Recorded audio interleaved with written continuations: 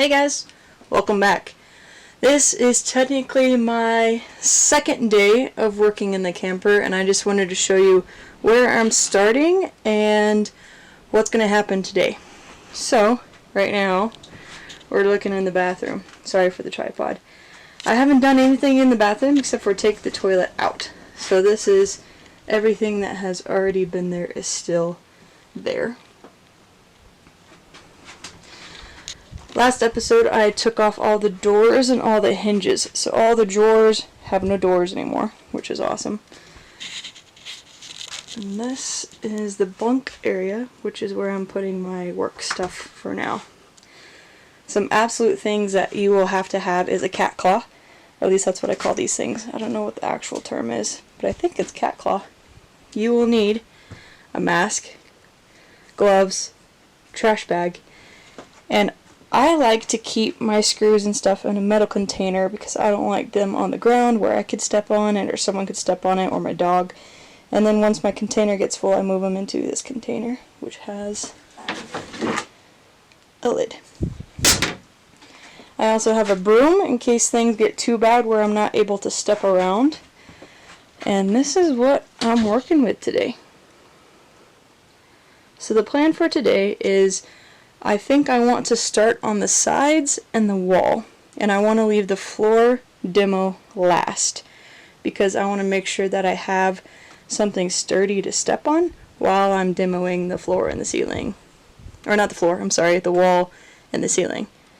The mask is for the insulation because this is a 20-plus-year-old trailer, actually more like 40-year-old. It's 1983, so it's 40 some odd years old. And I don't know what kind of mildew or fungus. I mean, you can see this is questionable to say the least. So when I'm demoing any time around here, I want to be careful because of the insulation and little dust particles and stuff. I have windows open, but I still want to make sure that I get good ventilation. Because I'm going to be redoing everything, electrical included, I'm not really worried about breaking something or snapping it or anything. I've already taken pictures of what is here so that when I redo everything, I can make sure that the things were back where they need it. So I know that this is supposed to be the city water hookup. I have no idea if there's actually a tank under here or not, but that's one of the reasons why I also want to save the floor for last, is because I don't want to step in a hole while I'm trying to demo the wall here. Let's see. So I'm not worried about taking any of this out. It's definitely coming out. I mean, the fuses and stuff I have to change. I have to redo everything, and I'm not sure about how good their wiring is. I don't even want to question it, so I'm going to build it all myself. So, this is going to be fun. Stay tuned.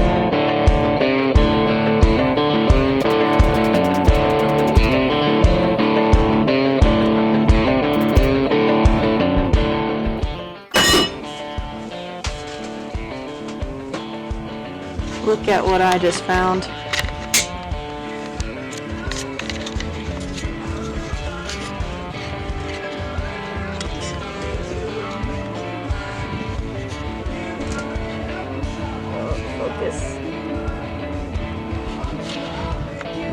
Wasps, no.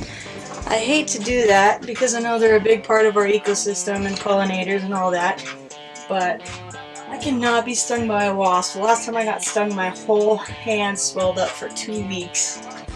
And there's not a good way to get them, out like bees. So I had to spray them.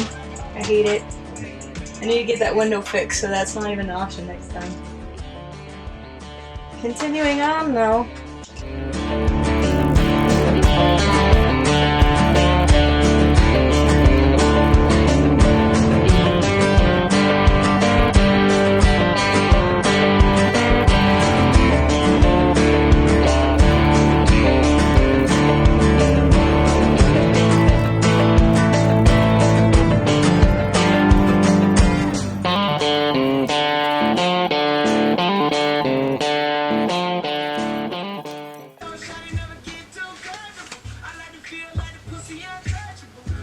So the handles on the windows go through this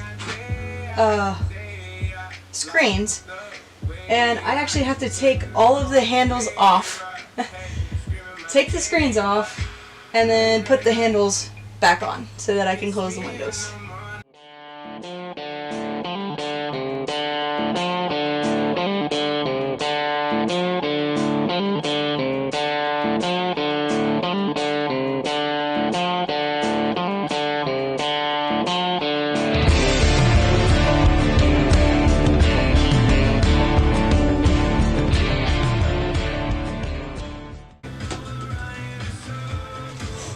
So unless my screen is ripped or torn, I'm probably going to keep all the screens and all the windows except for the broken one, because I want to save money.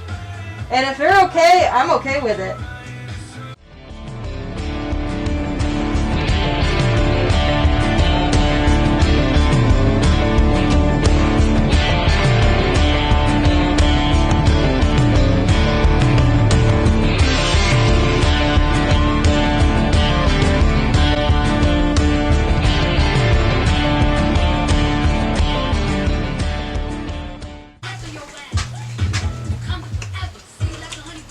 So some of the first things I'm noticing are, while I'm screwing these, the screws are just spinning, which means that the wood underneath is rotted, has water damage, has something that's not letting the screws get the grip back. So I'm just pushing and it's just spinning and spinning, spinning, and I can literally just pull them out with the whole frame, which is not a good sign.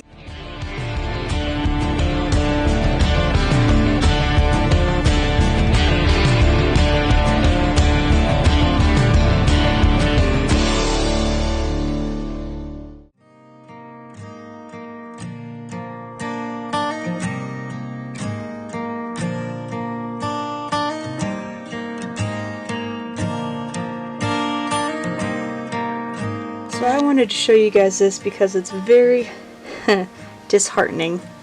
I'm at the, let's see, in between these two windows, in the front. Well, I guess kind of in the middle. But look at this. So I'm just going to push on the side, and the whole frame is moving. It's all disattached. This is not even connected. That's not connected. I think this one is, and I think that one is. But yeesh, that's at least 1, 2. There's another one going to be over there somewhere. 3 probably, maybe even more, until the wheel will, to completely redo the frame on the bottom. Not including this one that's already obviously super broken because it already fell. That makes me really worried about the door side. How good or bad is this going to be?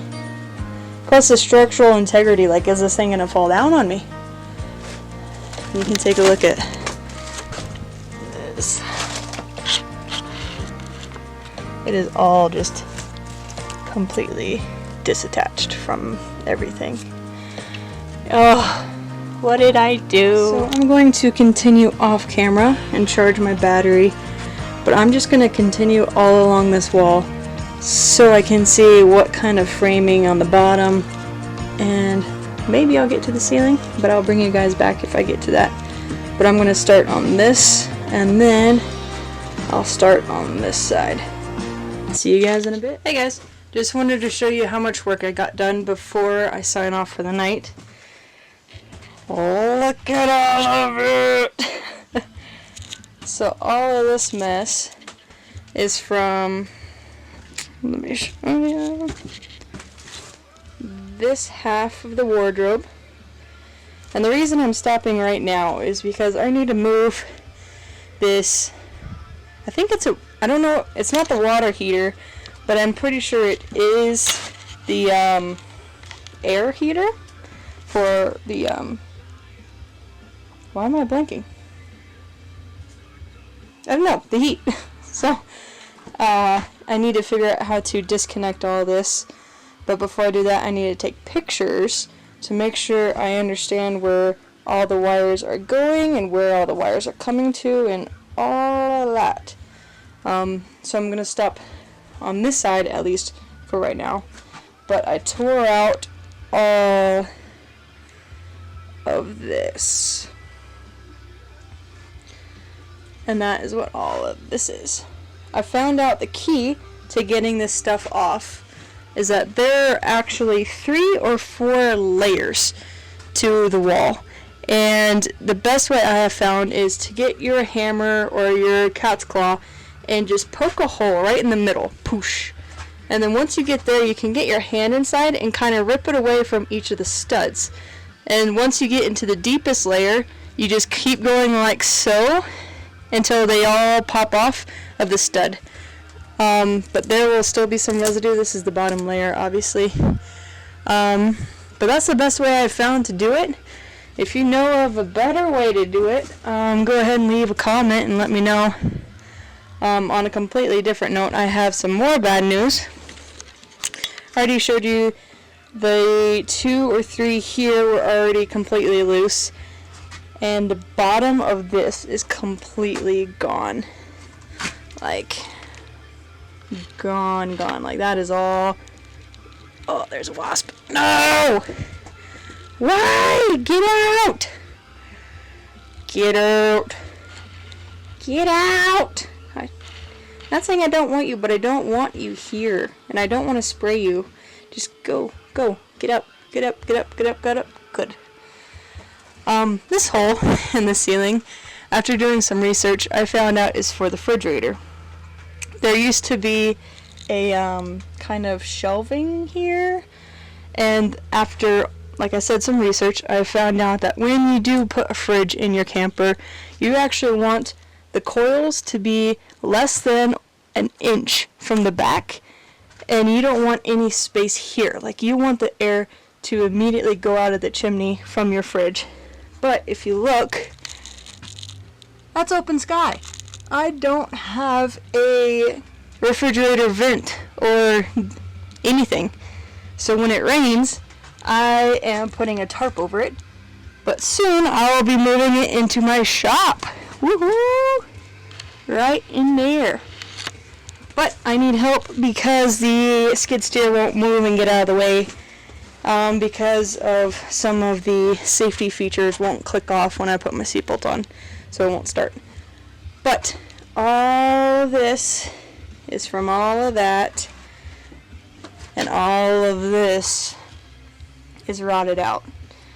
All of that.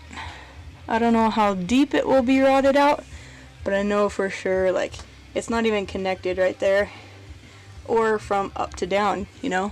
Like, that stud is not connected to anything. So when I push against here, all of that moves.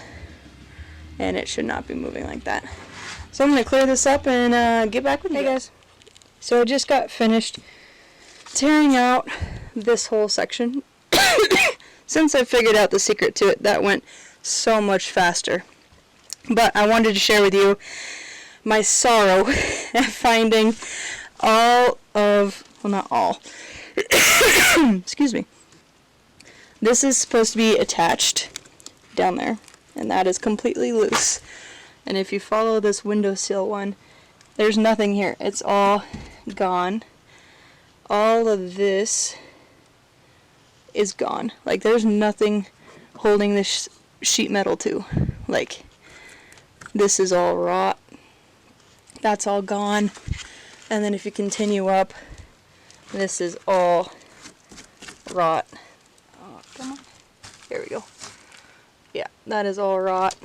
And then if you keep going up, it just gets worse and worse and worse, I feel like. Like, this is not even, we're just going to pull that out. Oh, there's wire in it. Maybe not. But that is all just gone. Oh, so I know that there's water here. I'm going to be doing a lot more framing than I thought I was, which is, you know, that's okay. We're learning the process, and by the time I get to it, I'm going to be an expert, so that's fine. This whole beam right here isn't even attached anymore. Like, that is gone. Excuse me. And these are not attached either. It's all loose. You see it kind of grows. So, I'm going to be replacing quite a bit, which is, like I said, that's part of it. That's okay. Just wanted to share my findings.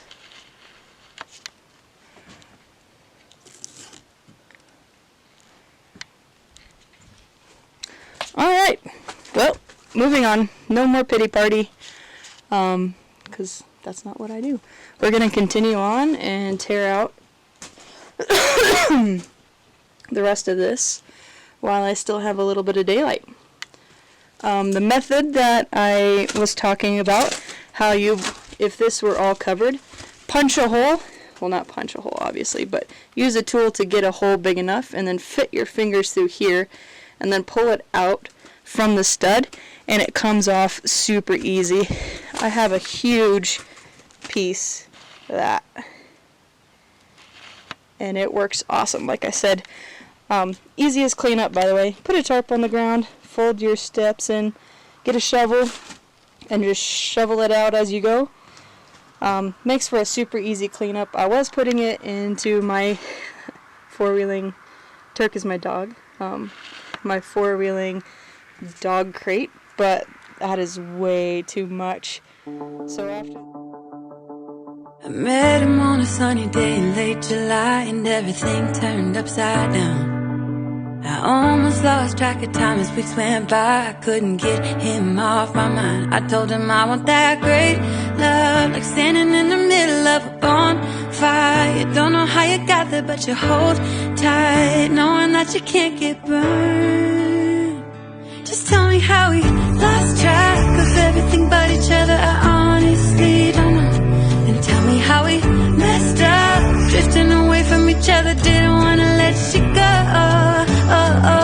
Cause we wanted different things, and I have to deal with it, but it's not easy. So tell me how to let go, cause you really seem to know how to carry on your own. Ever since I got a good look in his eyes, I just knew that he was special. He said he wanted to take it slow, but I couldn't help that I wanted to take it to the next level. Cause I wanted that great love, like standing in the middle of a bonfire. You don't know how you got there, but you hold tight, knowing that you can't get burned.